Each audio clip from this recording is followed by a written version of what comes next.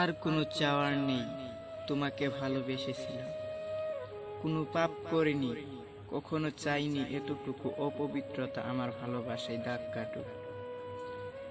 আমার সমস্ত আস্থার বিশ্বাস থেকে তা রক্ষা করেছিলাম, যার ফলাফল তুমি হারিয়ে গেলে।